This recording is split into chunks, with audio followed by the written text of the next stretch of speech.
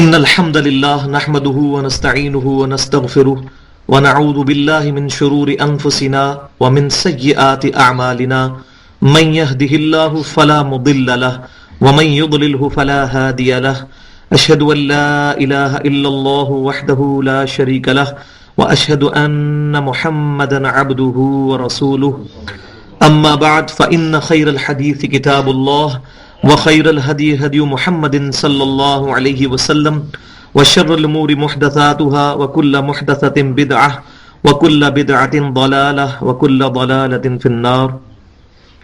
أعوذ بالله السميع العليم من الشيطان الرجيم من همزه ونفخه ونفثه. بسم الله الرحمن الرحيم. رب اشرح لي صدري ويسر لي أمري واحلل عقدة من لساني يفقهوا قولي. بسم الله الرحمن الرحيم.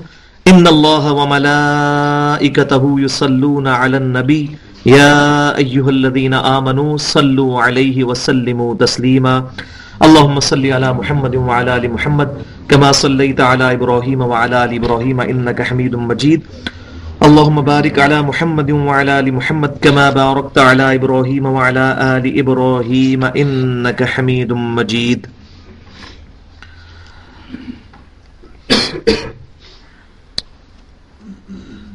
پچھلی دفعہ جن آیات پر درس ختم ہوا تھا وہ آیت نمبر سورۃ البقرہ کی 116 اور 117 تھی. تو 116 پہ میں نے کافی ڈیٹیل سے گفتگو کی تھی کیونکہ 117 نمبر آیت بھی اسی سے ریلیٹڈ ہے. انشاءاللہ میں اسی سے سٹارٹ لوں گا. وَقَالُوا اتَّخَذَ اللَّهُ وَلَدًا، اور یہ کہتے ہیں کہ اللہ تعالیٰ نے بیٹا جنا. اللہ کے لیے اولاد تجویز کرتے ہیں. سبحانہ، وہ پاک ہے. کیونکہ اولاد کی تمنا اس کو ہوتی ہے کہ جس کو یہ خواہش ہو کہ اس کے مرنے کے بعد اس کا نام زندہ کرنے والا کوئی دنیا میں ہونا چاہیے.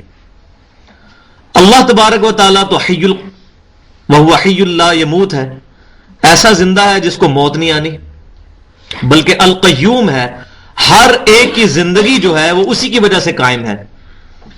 تو اللہ تبارک و تعالیٰ تو اس بات سے پاک ہے کہ اس کو موت آئے. تو اس آیت میں یہ سبحانہ کا مطلب یہ ہے کہ پاک ہے وہ، اس کی یہ شایان شان ہی نہیں ہے کہ کوئی اولاد اس کی ہو جو اس کا بعد میں نام زندہ کرے، اس کو تو موت ہی نہیں آنی. اس لفظ کی یہاں پر اس لیے اہمیت ہے. بل لہ ما فی السماوات والارض، بلکہ اللہ ہی کے لیے ہے جو کچھ آسمانوں میں ہے اور زمین میں ہے. سب کا مالک اور خالق اللہ تعالی ہے.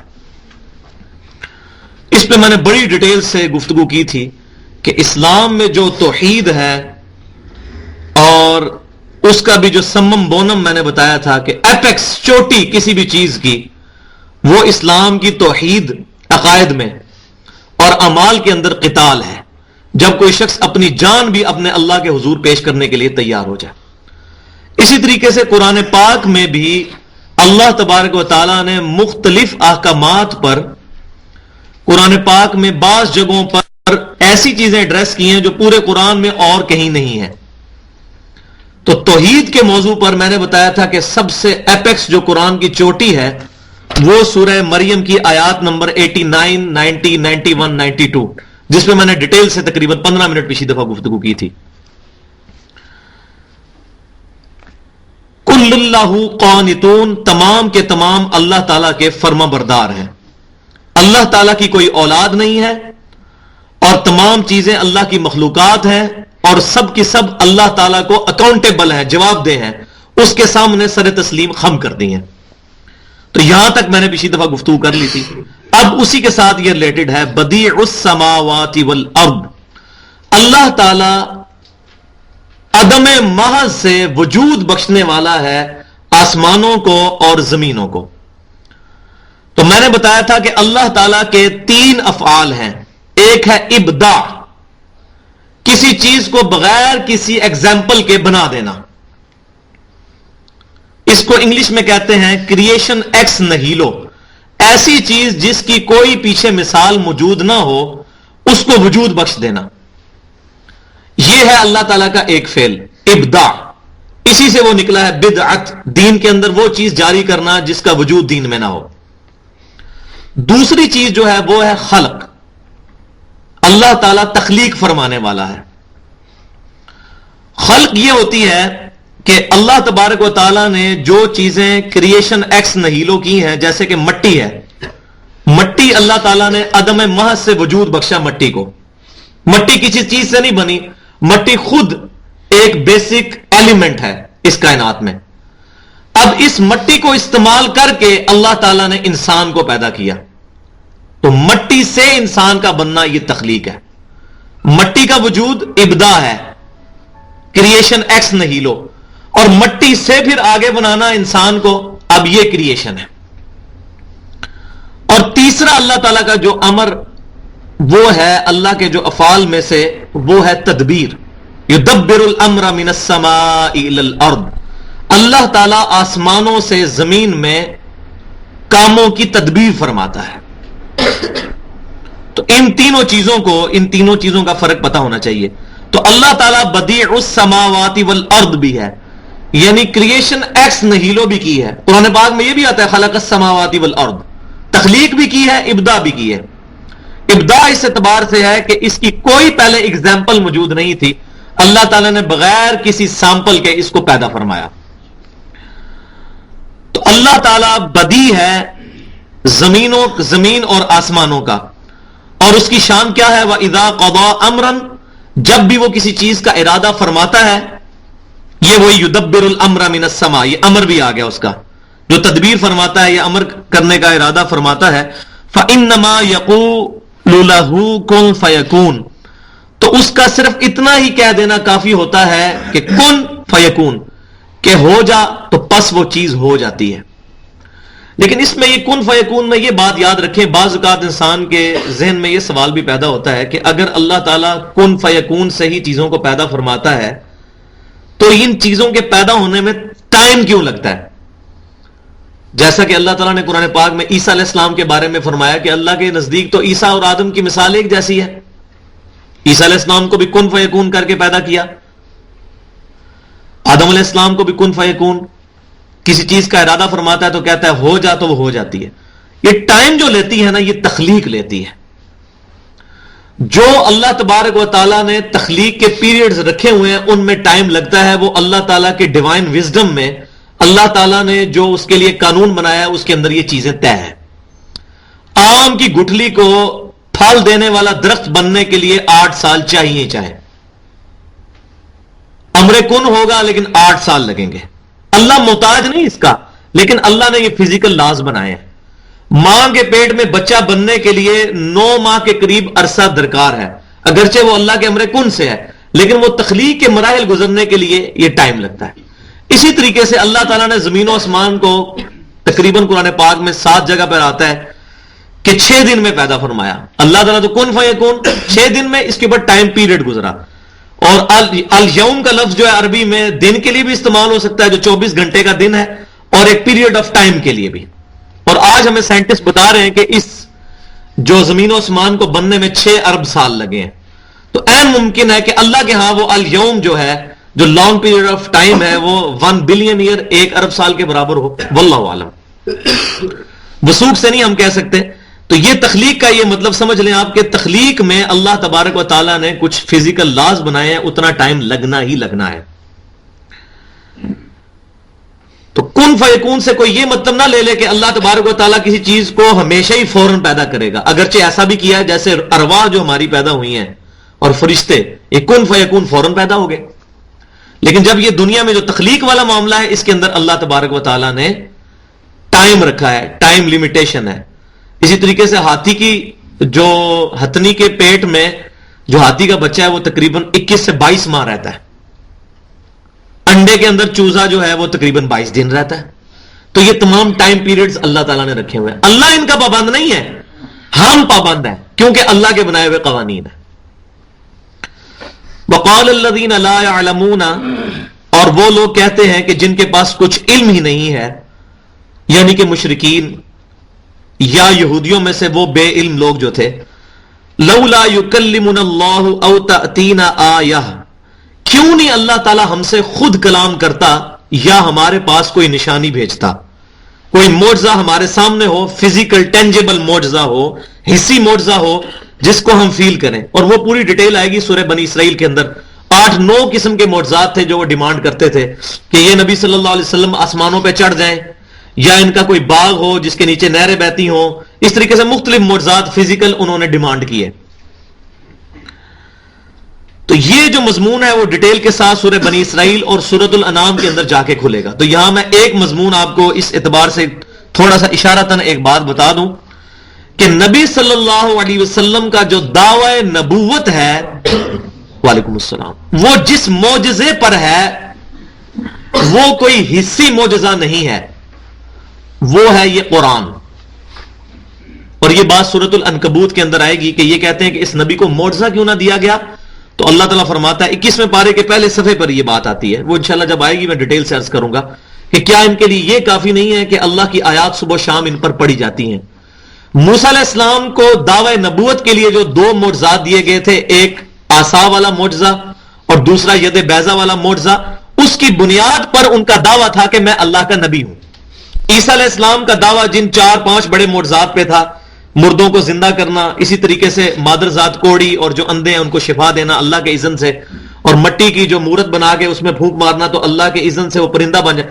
یہ وہ تمام معجزات تھے جن کی بنیاد پہ عیسیٰ علیہ السلام کا دعویٰ تھا کہ میں اللہ کا نبی ہوں.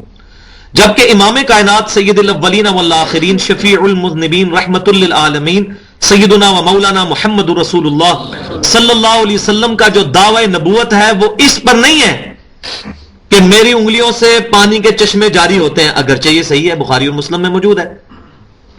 اسی طریقے سے آپ صلی اللہ علیہ وسلم کی مبارک انگلی کے اشارے سے چاند 2 ٹکڑے ہوا، صحیح بخاری میں موجود ہے.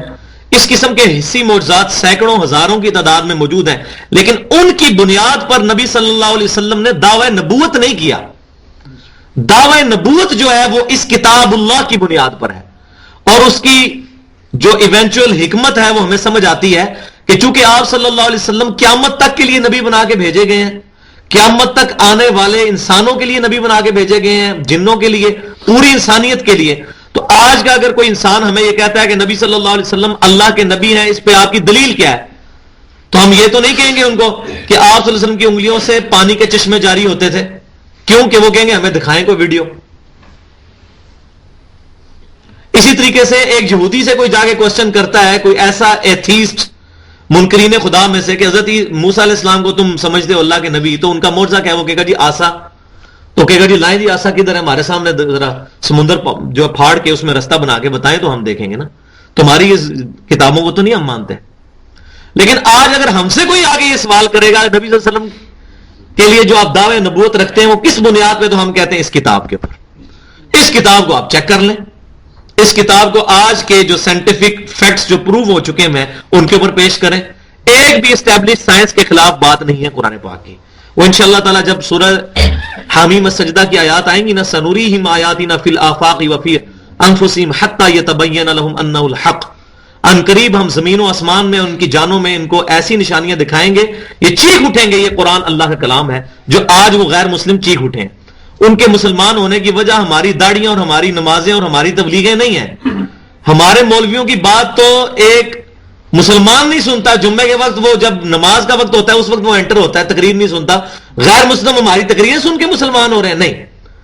11 ستمبر 2001 کے بعد صرف 9 مہینے میں 34,000 امریکن مسلمان ہوئے ہیں قرآن پاک کا ترجمہ انگریزی میں پڑھنے سے. کہ قرآن پاک 20ویں صدی کے جو سائنٹیفک فیکٹس ہیں ان کے مطابق قرآن پاک میں وہ باتیں موجود ہیں جو آج سے تقریباً 1450 سال پہلے یہ کتاب نازل ہوئی. یہ وجہ ہے ان کے مسلمان ہونے کی. تو نبی صلی اللہ علیہ وسلم کو یہ کافر کہتے تھے ان کو کوئی معجزہ کیوں نہیں دیا گیا؟ یہ جب خود دعویٰ کرتے ہیں کہ عیسیٰ علیہ السلام مردے زندہ کرتے تھے، یہ بھی ہمیں مردہ زندہ کر کے بتائیں.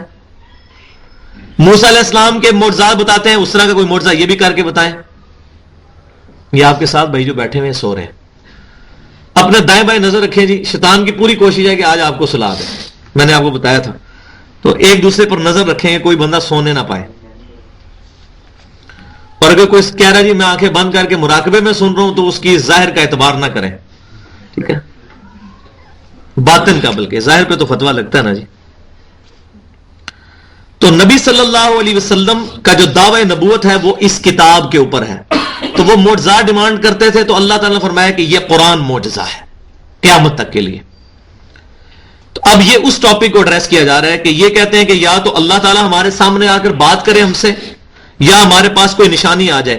کذالک قال الذین من قبلہم مثل قولہم، اسی طرح کی بات ان لوگوں نے بھی کہی تھی جو کہ ان سے پہلے گزرے تھے. وہ ہم پہلے پڑھ چکے ہیں اسی سورہ بقرہ کے اندر کہ موسیٰ علیہ السلام سے بھی ڈیمانڈ کی گئی تھی کہ اللہ تعالیٰ کو ہم دیکھنا چاہتے ہیں، تو بجلی کی کڑک نے ان کو آ گھیرا تھا اور وہ یہ چیز دیکھ رہے تھے ان کے سامنے. پھر اللہ تعالیٰ نے ان کو موت کے بعد دوبارہ زندگی دی. تشابہت قلوبہم، ان کے دل بھی ان کے ساتھ ملے جلے ہیں. اس کو آج آپ سمجھ سکتے ہیں کہ بیسک ہیومن انسٹنکٹ جو ہے نا انسان کی، وہ کبھی بھی چینج نہیں ہوتی. انسان جب بھی کوئی ایسی چیز دیکھتا ہے جو فزیکل لاز سے ٹکراتی ہے تو وہ اس کو آکورڈ لگتی ہے اور اٹریکٹ کرتی ہے. مثال کے طور پر اگر یہ کہا جائے کہ یہ میرے پاس جو سامنے لیپ ٹاپ ہے یہ اچانک ہوا میں یہاں اڑنا شروع کر دیں تو لوگ کہیں گے اوہ دیکھو کیا ہو گیا. حالانکہ اس سے مشکل چیز یہ ہے کہ روزانہ اربوں خربوں پرندے اور مکھیاں اور کیڑے اڑ رہے ہیں، لیکن ہمیں نہیں نظر آتا کہ یہ کیوں اڑ رہے ہیں. اس کے اوپر کبھی ہم نے توجہ ہی نہیں دی. کیوں؟ کہ ان فزیکل لاز کے ہم عادی ہو چکے ہوئے ہیں. ورنہ واللہ انڈے میں سے چوزا نکلنا اتنا بڑا معجزہ ہے کہ مردے کو زندہ ہونا اتنا بڑا معجزہ نہیں جتنا انڈے میں سے چوزا نکلنا ہے. مردہ تو آپ کے سامنے لیٹا ہوا ہے، ٹھیک ہے، اس میں روح ڈلی ہے، کوئی جن آیا اور وہ کھڑا ہو گیا، لیکن انڈے اور چوزے کا کوئی تعلق ہی نہیں ہے. انڈے کو ہم نے کئی بار توڑ کے دیکھا ہے فزیکلی، اس کے اندر سے لیس دار مادہ نکلتا ہے، اس لیس دار مادے کا کوئی تعلق ہی نہیں اس چوزے کے ساتھ جو اس میں سے نکلتا ہے.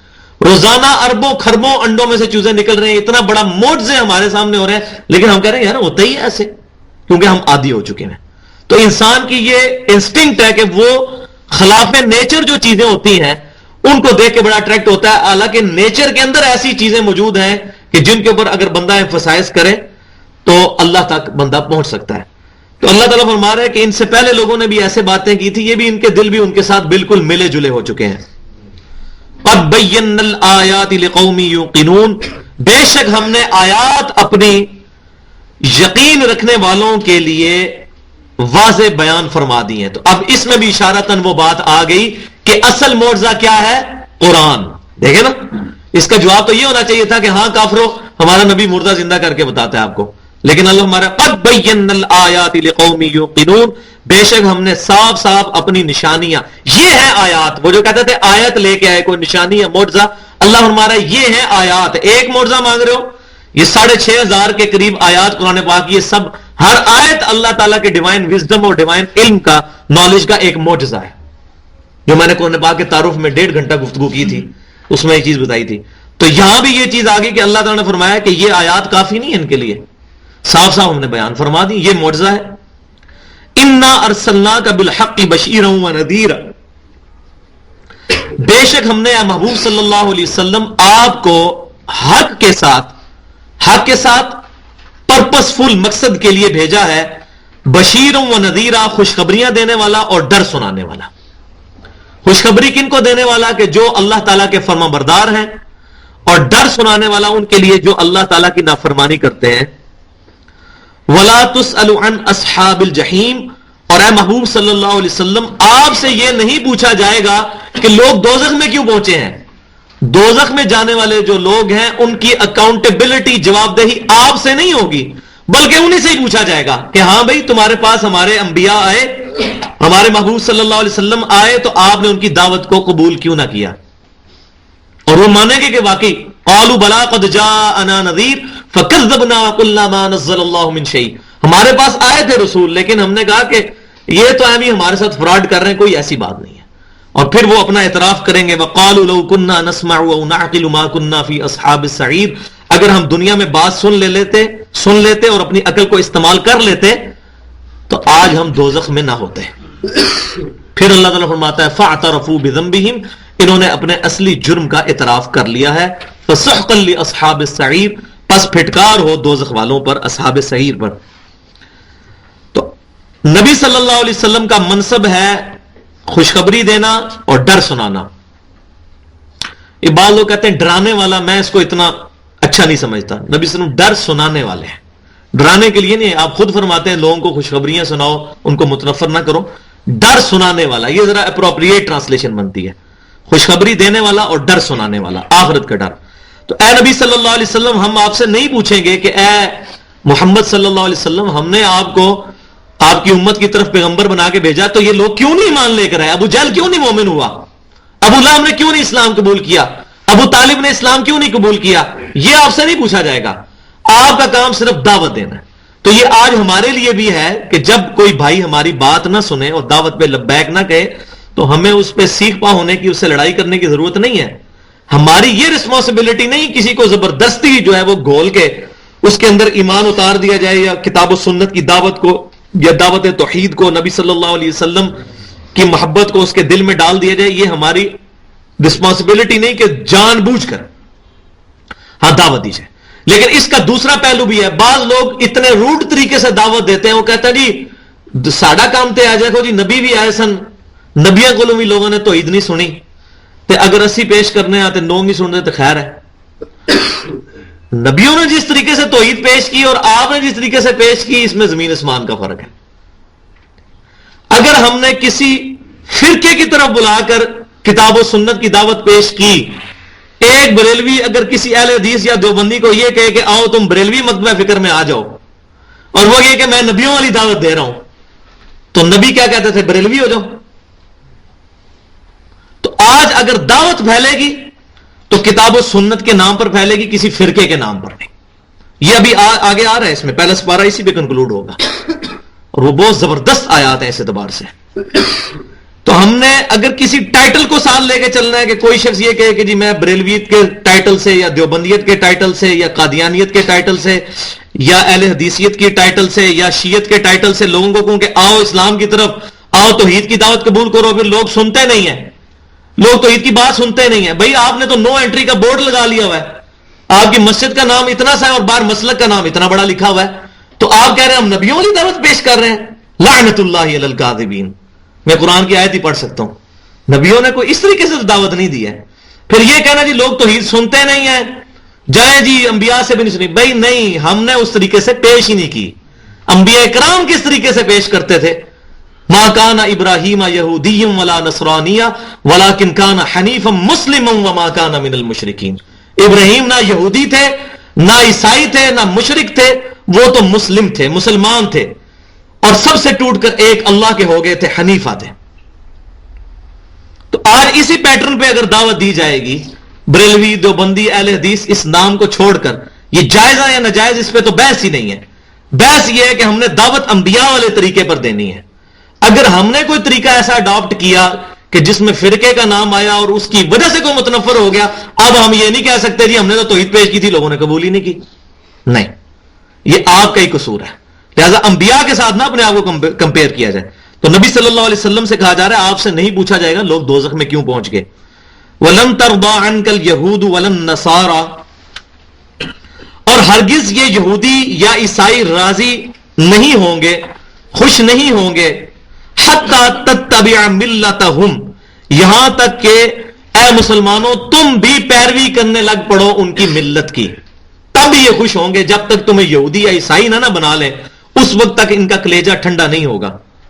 تو یہ سیم بیماریاں مسلمانوں میں بھی آج موجود ہیں۔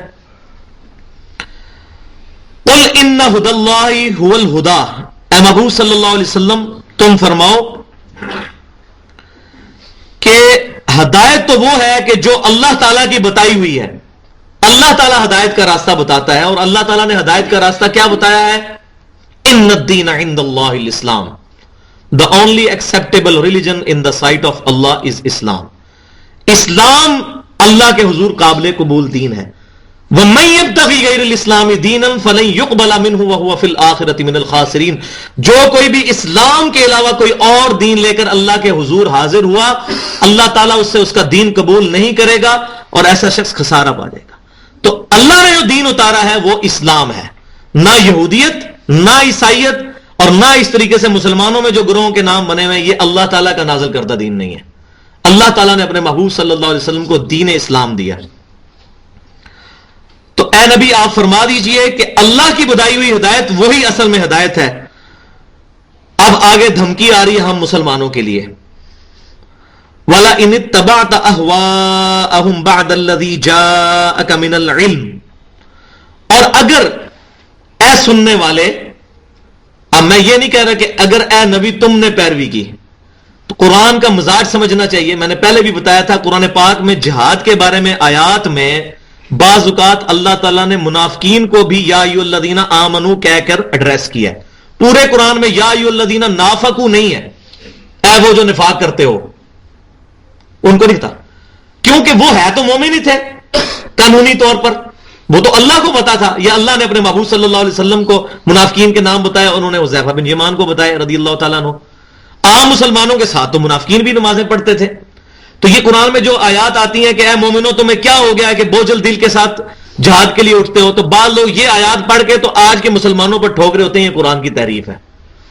یہ ان منافقین کے بارے میں جو دعوی ایمان رکھتے تھے اور قانونی طور پہ وہ مسلمان ہی تھے. لہذا قرآن کے اسلوب کو بھی سمجھنا چاہیے. تو یہاں پر جو بیسیکلی خطاب تو نبی صلی اللہ علیہ وسلم سے ہو رہا ہے، لیکن آپ کے ذریعے سے پوری امت کو ہو رہا ہے. لہذا اس کا اپروپریٹ ٹرانسلیشن یہ ہوگی کہ اگر تم نے، اے سننے والے، اگر تم نے ان کی خواہشات کی پیروی کی، بعد الذی جاءک من العلم، اس کے بعد کہ تیرے پاس علم، العلم آ چکا ہے، قرآن اور سنت کا علم، ما لک من اللہ من ولی ولا نصیر، تو اللہ تعالیٰ کی گرفت سے بچانے والا پھر تیرا نہ کوئی مددگار ہوگا اور نہ ہی کوئی تیرا دوست ہوگا. اگر علم کیا، تو اب یہاں ہی پتہ چل گیا. یہ بعض لوگ کہتے ہیں جی جناب آپ ہمارے ساتھ اٹیچ ہو جائیں، ہمارے پیر صاحب کے مرید ہو جائیں. وہ تو کہتے ہیں کہ میں اس وقت تک جنت میں نہیں جاؤں گا جب تک اپنے سارے مرید جنت میں نہ لے جاؤں. پیر صاحب سے پہلے یہ پوچھیں کہ آپ کو جنت میں جانے کی گارنٹی کس نے دے دی ہے؟ اتنی بڑی بات، جس دن کے انبیاء اکرام علیہ السلام بھی نفسا نفسی کہہ رہے ہوں گے، اور سوائے ایک پرسنالٹی کے، شفیع المذنبین سیدنا محمد رسول اللہ صلی اللہ علیہ وسلم کے، کوئی شخص بھی امن میں نہیں ہوگا. اس وقت پیر حضرات اپنے مریدوں کو جمع کر کے جنت میں لے کے جا رہے ہوں گے. اس سے بڑا جھوٹ کیا ہو سکتا ہے؟ اس سے بڑا پبلک کو دھوکہ کیا ہو سکتا ہے؟ تو اللہ تعالیٰ فرمایا جب العلم آ گیا اور تم نے پھر خواہشات کی پیروی کی نا ان گروہوں کی، پھر اللہ تعالیٰ کے مقابلے میں نہ تمہارا کوئی مددگار ہوگا نہ کوئی دوست ہوگا. تو یہ آج مسلمانوں کو بھی سوچنا ہے. میں نے آپ کو پہلے بتایا تھا یہ 9-10 رکوع جو بنی اسرائیل کا مقدمہ ہے، بیسیکلی یہ اس امت مسلمہ کو بتایا جا رہا ہے کہ تم سے پہلے بھی ایک لاڈلی امت 2000 سال تک جو ہماری لاڈلی رہی وہ گزری ہے، لیکن جب انہوں نے ہمارے انبیاء کرام کی تعلیمات کو پیٹ کے پیچھے ڈالا تو اللہ تعالیٰ ان سے بھی ایسا ناراض ہوا کہ آج تک ناراض ہے، اور پوری دنیا میں وہ ذلت اور خواری ان کا مقدر بن چکی ہے یہودیوں کا. الذین آتیناہم الکتاب یتلونہ حق تلاوتہ، جن لوگوں کو ہم نے کتاب دی ہے وہ اس کتاب کی تلاوت کا حق ادا کرتے ہیں جیسا کہ حق ادا کرنا چاہیے. اب تلا عربی میں کہتے ہیں والقمر اذا تلاہا، جب چاند سورج کے بعد آتا ہے پیچھے. ٹو فالو دا ٹیکسٹ، کسی ٹیکسٹ کو فالو کرنا. جیسے آپ کو پتا ہے کہ کافی ہمارے جو پرانے لوگ قرآن پڑھ رہے ہوتے ہیں انگلی رکھ کے پڑھ رہے ہوتے ہیں ایسے، جب یہ لائنیں نہیں ہوتی تھی نا تو تاکہ وہ بعض کا اوپر سے نیچے بھی انگلی ہو جاتی ہے تو وہ ڈسٹرب ہو جاتے ہیں، تو وہ انگلی رکھ کے کیا ہوتے ہیں فالو دا ٹیکسٹ کر رہے ہوتے ہیں، اس کے ٹیکسٹ کے ساتھ ساتھ اپنی انگلی چلا رہے ہوتے ہیں. تو اس کو کہتے ہیں تلاوت. تلاوت خالی یہ نہیں ہے قرات کر لینا، ٹو فالو دا ٹیکسٹ. حق تلاوتی، جو کہ تلاوت کا حق ہے، فالو کرنے کا حق ہے، وہ کیا ہے کہ قرآن اور سنت کی تعلیمات پر عمل کیا جائے. یہ ہے تلاوت کرنے کا حق. تو جن کو کتاب دی گئی ہے وہ قرآن پاک کی تلاوت کرتے ہیں، اس کو فالو کرتے ہیں جیسا کہ فالو کرنے کا حق ہے. ایک تو ان معنوں میں بھی آئے گا کہ قرات کرتے ہیں، لیکن اصل معنی جو ہے اس کے لغوی معنی میں اس کو فالو کرنا. اولئک یؤمنون بہ، وہ اس کے ساتھ ایمان بھی رکھتے ہیں، اس کے اوپر، اس کتاب کے اوپر. نہ صرف فالو کرتے ہیں، ظاہر ہے کہ جو فالو کر رہا ہے وہ ایمان والا ہی ہوگا. وَمَن يَكْفُرْ بِهِ فَأُولَئِكَ هُمُ الْخَاسِرُونَ، اور جو بھی اس کتاب کا کفر کرے گا تو ایسے لوگ ہی خسارہ اٹھانے والے ہیں. کتاب کا کوئی نقصان نہیں ہوگا، وہ لوگ خود خسارے میں ہوں گے. اور کیسے ہوں گے؟ وہ سورۃ الفرقان میں آتا ہے وقال الرسول یا رب ان قوم اتخذوا هذا القرآن مہجورا. نبی صلی اللہ علیہ وسلم قیامت والے دن شکایت کریں گے کہ اے اللہ میری اس قوم نے، میری اس امت نے قرآن کو پیٹ کے پیچھے ڈال رکھا تھا. تو وہاں پہ شکایت ہو جائے گی. تو شفاعت کہاں سے ہوگی ایسے شخص کی جس کی شکایت ہو جائے. شفاعت اس کی ہوگی جو الذین آتیناہم الکتاب یتلونہ حق تلاوتہ، اس کے اندر آئیں گے. اب وہ آیت دوبارہ ریپیٹ ہونے لگی ہے جہاں سے یہ ساری بات بنی اسرائیل کا مقدمہ شروع ہوا تھا. یا بنی اسرائیل اذکروا نعمتی التی انعمت علیکم وانی فضلتکم علی العالمین. اے یعقوب علیہ السلام کی اولاد، میرے ان احسانات کو یاد کرو جو میں نے تم پر کیے، اور سب سے بڑا احسان یہ کہ تمہیں تمام جہان والوں پر میں نے فضیلت دی تھی. اس وقت تم ہمارے لاڈلے ترین تھے. اور کتنے لاڈلے؟ 3 کتابیں ان کے اندر، تورات، زبور، انجیل ان کے اندر نازل ہوئی، صحائف لادہ سے نازل ہوئے، پھر اللہ تعالیٰ نے کتنے حصی معجزات دیے، اور 1400 سال تک انبیاء کرام کی چین ٹوٹی نہیں ہے.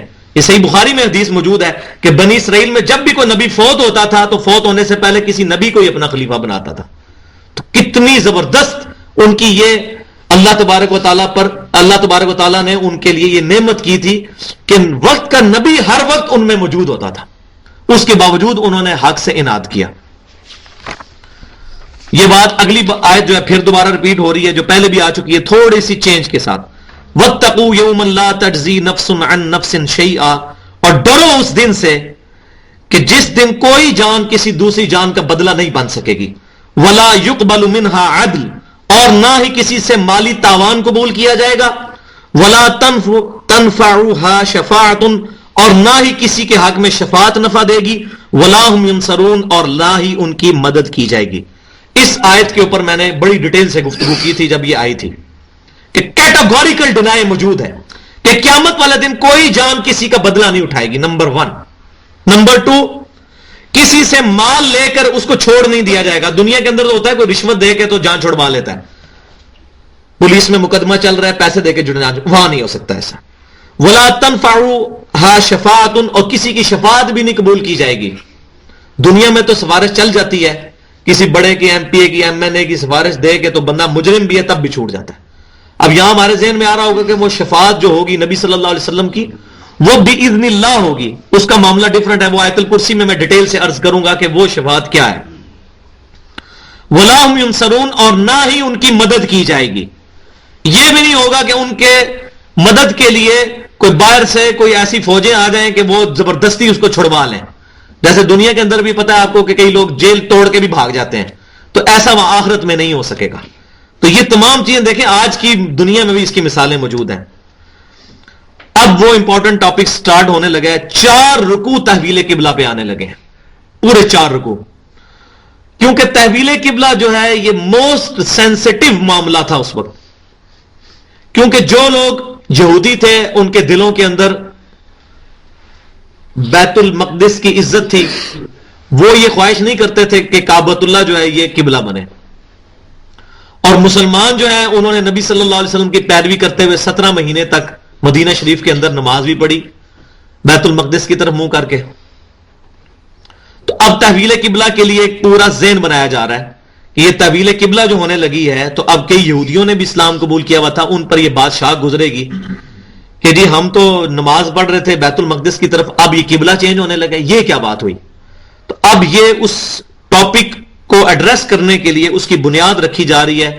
اور دنیا میں بھی وہی مین رول ہے کامن ٹرمز پہ آنا، جو سورہ آل عمران کی 64 نمبر آیت میں موجود ہے.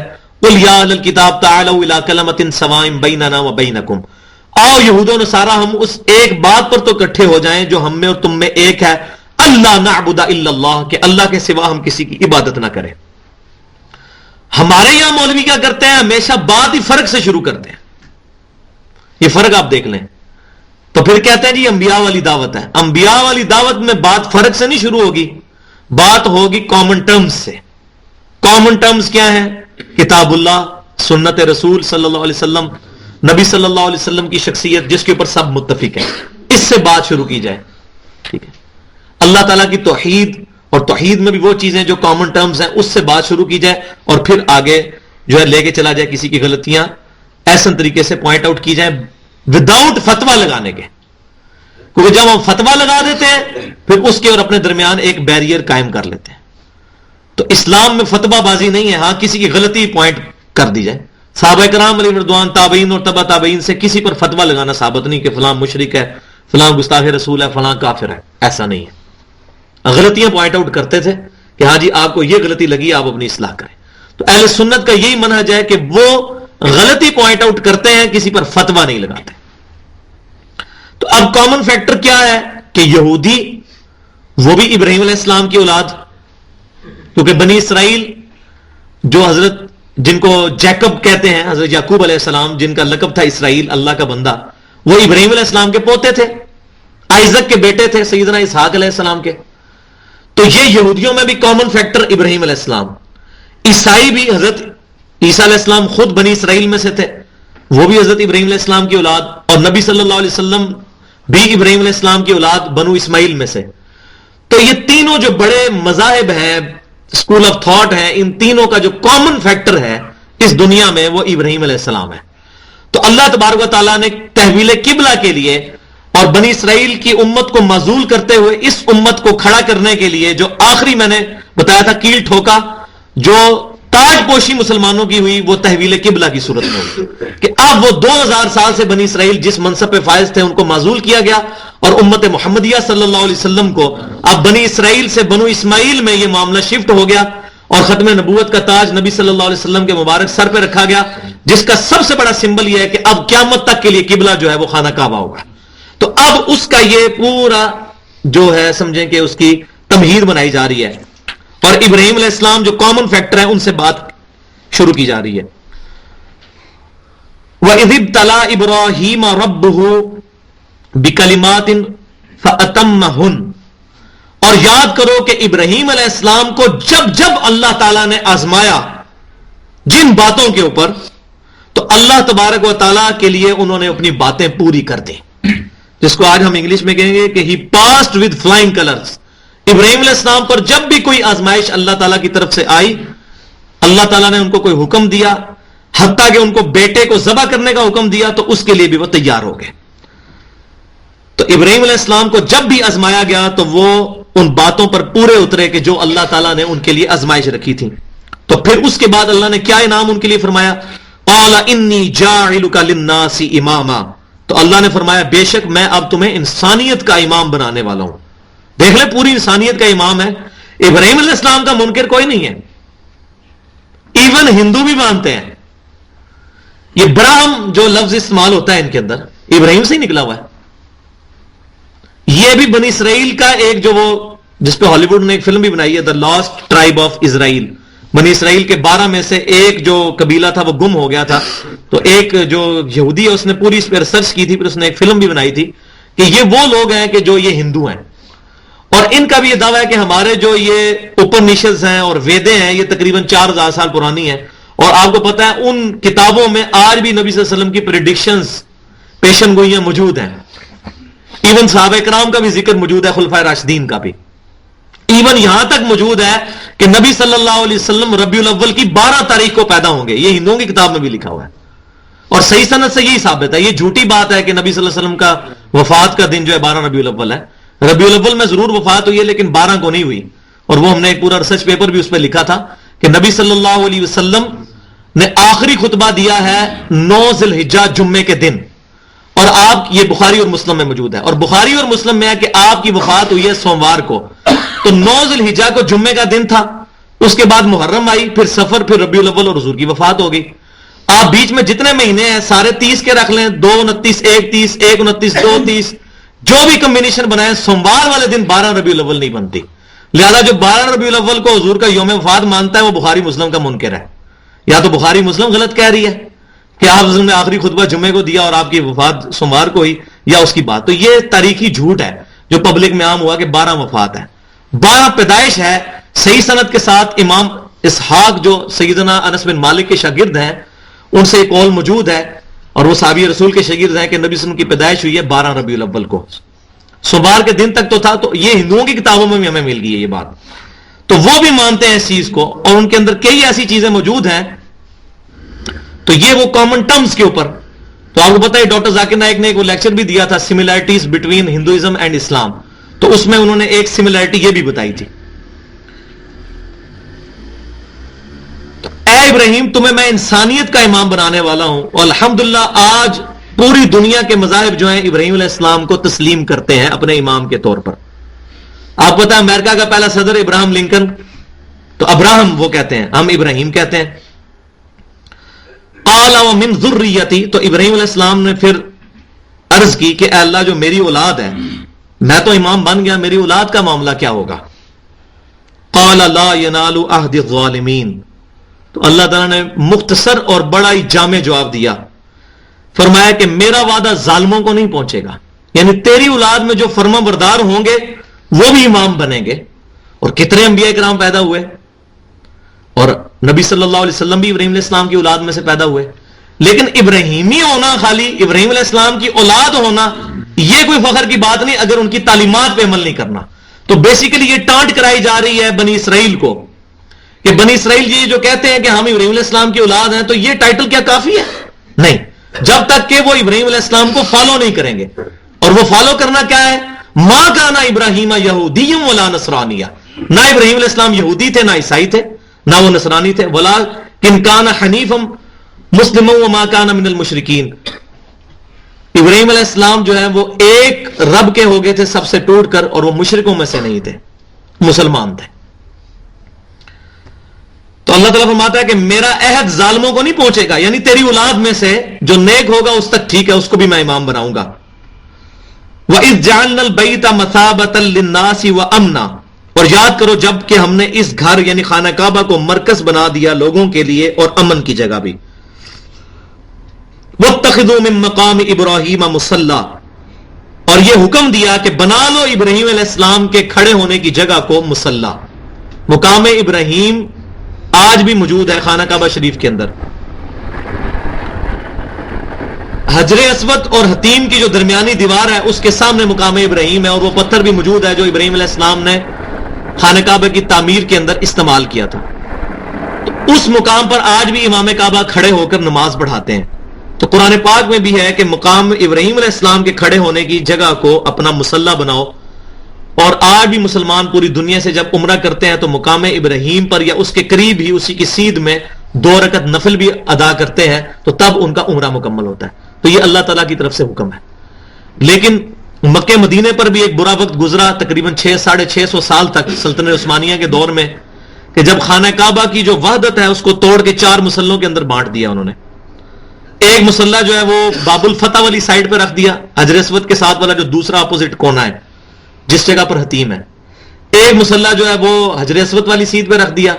ایک مستجاب دیوار جو ہے جو رکن یمانی اور حجر اسود کے درمیان ہے، جہاں ربنا آتنا فی الدنیا حسنہ وفی الآخرۃ حسنۃ وقنا عذاب النار پڑھتے ہیں، وہاں پر ایک مسلح رکھ دیا. تو پہلا والا جو میں نے بتایا وہ فقہ حنفی کا مسلح، پھر فقہ شافعی کا، اور ادھر فقہ حنبلی کا، اور پھر چوتھا مسلح جو ہے بالکل خانہ کعبہ میں جو مقام ابراہیم کی اپوزٹ سائڈ جو ہے ادھر مسلح رکھا فقہ مالکی کا. تو یہ اماموں کے ناموں کی طرف منسوب کیا، ان کا کوئی قصور نہیں، ان کی زندگیوں کے یہ تقریباً 400-500 سال کے بعد یہ حرکت کی گئی، وہ اس میں مجرم نہیں ہے. جیسا کہ عیسائیوں نے عیسیٰ علیہ السلام کے بارے میں جو ڈیوینٹی کلیم کی ہے، الوہیت کا عقیدہ، اس میں عیسیٰ علیہ السلام کا کوئی قصور نہیں ہے، عیسائیوں کا قصور ہے. تو یہ مسلح تقریباً 1955 تک بنے رہے. 1925 میں تو فزیکلی جب یہ گورنمنٹ آئی سعودی گورنمنٹ، تو انہوں نے وہ مسلح تو اٹھا دیے چاروں کے چار، اور مقام ابراہیم پر امام کعبہ کو کھڑا کر دیا. لیکن وہ مسلح جو بنے ہوئے تھے فزیکل، جو ان کی جگہ اوپر شیڈ بنے ہوئے تھے، وہ توڑے نہیں، کیونکہ اس وقت اتنے سٹرونگ نہیں تھے کہ یہ کرتے تو ہو سکتا ہے کہ وہ پھر ان کی عصبیت جاگ اٹھتی. تو 1955 میں جب مزید توسیع ہوئی مطاف کی، اس کے اندر پھر انہوں نے توڑا. یہ انہوں نے بھی تقریباً 30 سال تک کمپرومائز کیا ہے اس کے اوپر. مسلح بنے ہوئے تھے، وہاں نماز نہیں ہوتی تھی، نماز ایک امام کے پیچھے ہوتی تھی. تو جو لوگ یہ جھوٹ بولتے ہیں کہ جو سعودی عرب والے ہیں وہ حنبلی ہیں، تو ان کو احمد بن حنبل کا مسلح تو رہنے دینا چاہیے تھا، وہ بھی انہوں نے اٹھا دیا، چاروں اٹھا دیے. تو یہ 650 سال تک یہ بدعت خانہ کعبہ میں جاری رہی، مدینہ شریف میں بھی.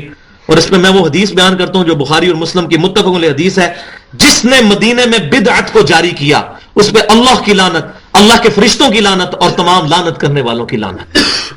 یہ حدیث میں نے بیان کیا، آگے آپ خود سمجھ جائیں. ہم کسی پہ فتویٰ نہیں لگاتے، لیکن مدینے میں بدعت جاری کرنے والوں کے بارے میں نبی صلی اللہ علیہ وسلم کا غضب کس قدر جو ہے وہ بھڑکتا ہے. پھر یہ ایک مسلح رکھا گیا، تو اب بھی مقام ابراہیم کی سیدھ میں ہی امام کعبہ اکثر اوقات وہیں پہ کھڑا ہوتے ہیں، اور وہ اس آیت کے مطابق ہے. اس کا یہ مطلب نہیں کہ خانہ کعبہ میں جو کچھ آج ہو رہا ہے وہ صحیح ہے. جو چیز ٹھیک ہے وہ میں نے بیان کر دی, وہاں پہ بھی غلط چیزیں ہو رہی ہیں اور اللہ تعالیٰ ان کو توفیق دے کہ وہ اپنی غلطیوں کو دور کریں. بٹ اوورآل جہاں تک ایز فار ایز عقائد آر کنسرنڈ, الحمدللہ ان کے عقائد جو ہیں وہ بالکل صحیح ہیں. اور میری تقریباً 3 دفعہ حاضری ہوئی ہے وہاں میرے امام کعبہ سے بھی شیخ زین العابدین کے ساتھ بڑی ڈیٹیل ڈسکشن انگلش میں انشاءاللہ میں آپ کو کبھی سناؤں گا کہ جو میری ان کے ساتھ ہوئی تھی. وَعَاهِدْنَا إِلَىٰ إِبْرَاهِيمَ وَإِسْمَاعِيلَ, اور ہم نے تاکید کی ابراہیم علیہ السلام کو اور ان کے بیٹے اسماعیل علیہ السلام کو, أَن طَهِّرَ بَيْتِيَ لِلطَّائِفِينَ وَالْعَاكِفِينَ وَالرُّكَّعِ السُّجُودِ, کہ میرے گھر کو صاف ستھرا رکھو طواف کرنے والوں کے لیے اور اعتکاف بیٹھنے والوں کے لیے اور رکوع اور سجدے کرنے والوں کے لیے. تو یہ صرف خانہ کعبہ کو پاک صاف نہیں رکھنا بلکہ ساری مسجدوں کو صاف رکھنا یہ رسپانسبلٹی ہے. اور خصوصاً جو لوگ رمضان میں اعتکاف بیٹھتے ہیں وہ سمجھتے ہیں کہ اب یہ ہمارے گھر کی طرح ہے, اور بعض اوقات وہ اسی طرح صفوں میں بیٹھ کے زمین پہ بیٹھ کے سالن کھا رہے ہوتے ہیں اور وہ چیزیں وہاں بکھیر دیتے ہیں اور مسجد میں بعض اوقات بدبو بھی پیدا ہو جاتی ہے. تو یہ سخت جرم ہے. اللہ تعالیٰ کے جتنے بھی گھر ہیں ان کو اللہ تعالیٰ کی وجہ سے پروٹوکول دیتے ہوئے ان کا خیال رکھنا ہے, ان کو صاف رکھنا ہے. تو اللہ کے گھروں کو پاک صاف رکھنے کا حکم اللہ تعالیٰ نے خود دیا ہے. وَإِذْ قَالَ إِبْرَاهِيمُ رَبِّ اجْعَلْ هَذَا بَلَدًا آمِنًا وَارْزُقْ أَهْلَهُ مِنَ الثَّمَرَاتِ مَنْ آمَنَ مِنْهُمْ, اور یاد کرو جب ابراہیم علیہ السلام نے اپنے رب سے دعا کی کہ اے میرے رب بنا دے اس شہر کو امن والا اور روزی والا, اس کے باشندوں کو طرح طرح کے پھلوں سے روزی بھی دے. اور وہ کیسی روزی دی الحمدللہ, آج بھی کئی چیزیں ایسی ہیں جو مکہ کے اندر نہیں اگتی لیکن پوری دنیا سے پھل اور فروٹ وہاں پر اویلیبل ہوتے ہیں سستے داموں, پوری دنیا سے فروٹ وہاں آتے ہیں. یہ ابراہیم علیہ السلام کی دعا کی برکت ہے. من آمن منہم باللہ والیوم الآخر, اور ابراہیم علیہ السلام نے تو یہ اسپیشلی دعا کی کہ اے اللہ یہ ان کے لیے کہ جو ایمان لائیں اللہ پر اور یوم آخرت پر, یعنی جو مومنین ہوں ان کو اے اللہ تو یہ گھر ان کے لیے امن والا گھر بنا دے, ان کو روزی دے طرح طرح کے پھلوں سے. لیکن اللہ تعالیٰ نے اس کے جواب میں کیا فرمایا, قال ومن کفر فأمتعه قلیلا, تو اللہ تعالیٰ نے فرمایا کہ جو کفر کرے گا نا اس کو بھی میں دوں گا. یہ نہیں ہے کہ صرف مومنین کو ہی میں رزق دوں گا, جو کفر کرے گا میں ان کو بھی دوں گا قلیل, تھوڑا سا دنیا کے اندر. ثم اضطره الى عذاب النار, ثم اضطره الى عذاب النار, پھر اس کے بعد ان کو میں زبردستی لے جاؤں گا آگ کے عذاب کی طرف. وبئس المصیر, اور وہ کیا ہی برا ٹھکانہ ہے.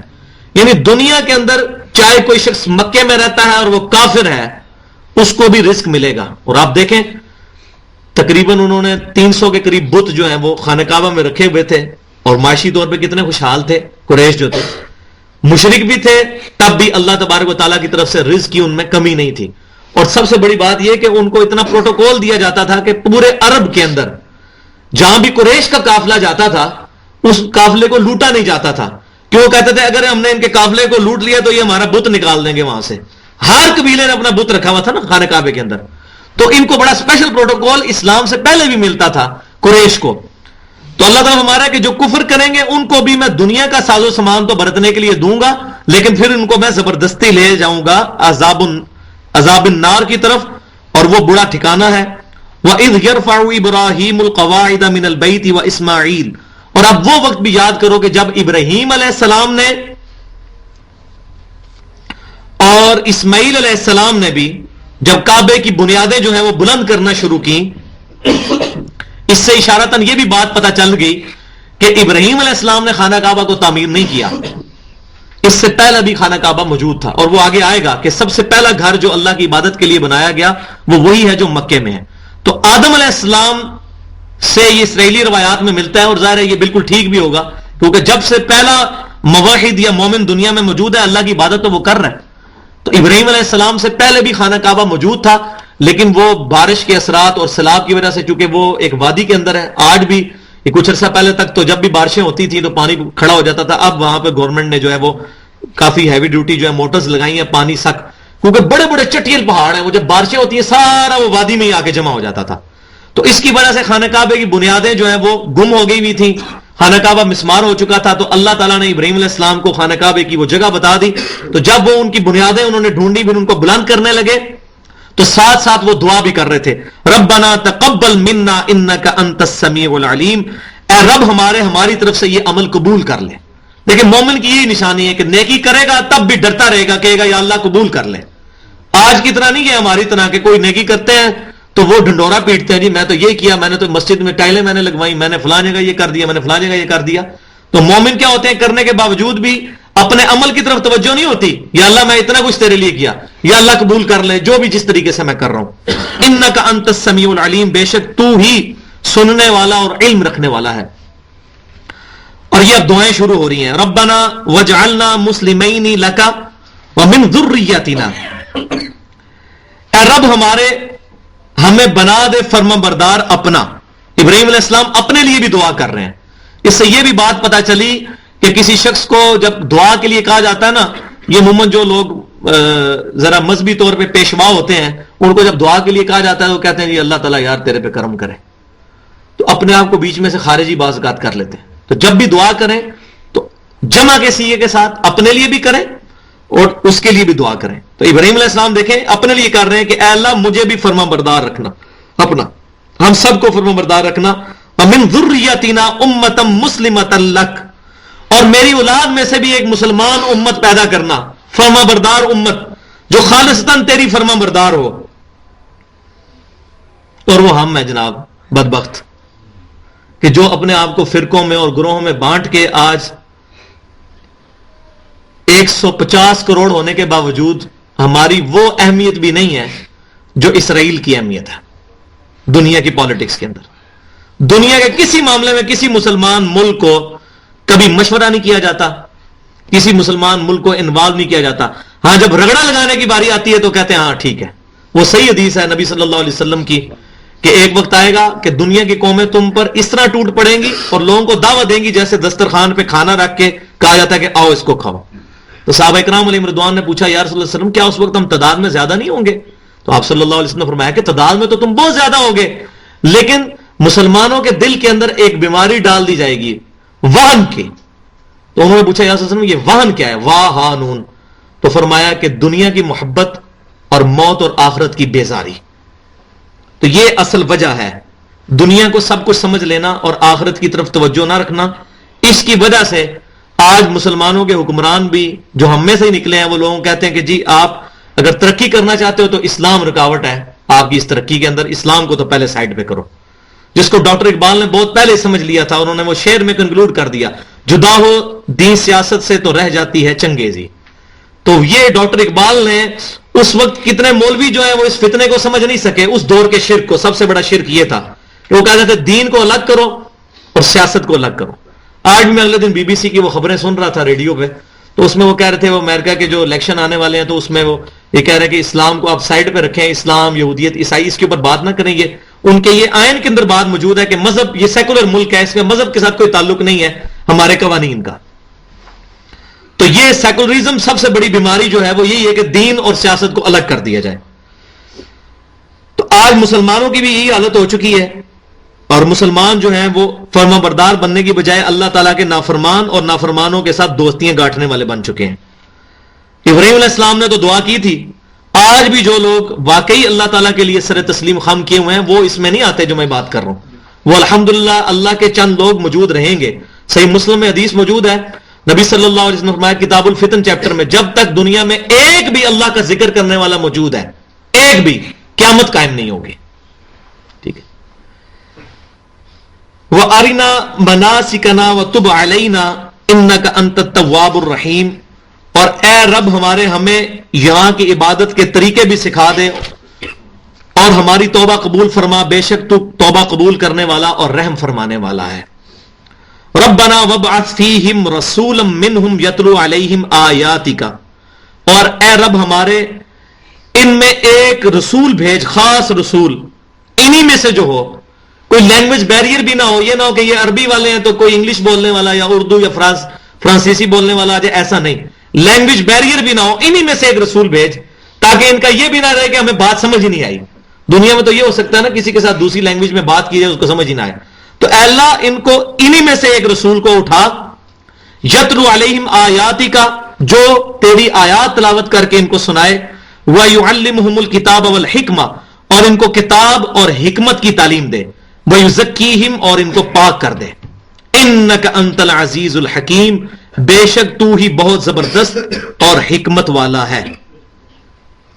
تو اللہ تبارک و تعالیٰ کے محبوب صلی اللہ علیہ وسلم کی پریڈکشن اس کے اندر موجود ہے، جو ابراہیم علیہ السلام نے دعا کی تھی کہ اے اللہ مسلمان امت اور پھر اس کو گائیڈ کرنے والا ایک پروفٹ بھیج، اور ایسا پروفٹ پھر وہ قیامت تک کے لیے ان کے ساتھ رہے۔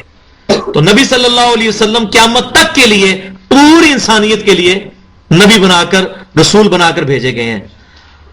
تو نبی صلی اللہ علیہ وسلم کا منصب کیا بتایا گیا؟ ابراہیم علیہ السلام نے دعا کی کہ وہ آیات تلاوت کریں، یعنی قرآن کے ذریعے، اور قرآن کی ہی تعلیم دیں، اور حکمت سے بھی مراد فرسٹلی جو ہے وہ قرآن ہی ہے، اس کے بعد سنت، کیونکہ قرآن بھی جو آتا ہے نا، اللہ تعالیٰ نے کہ اے نبی صلی اللہ علیہ وسلم یہ وہ حکمت کی باتیں ہیں جو ہم نے تمہاری طرف وحی کی، یہ ٹاپک کئی دفعہ تو قرآن پاک کو بھی جو قرآن حکیم ہم بولتے بھی ہیں، وَيُزَكِّيهِمْ اور ان کا تزکیہ کریں۔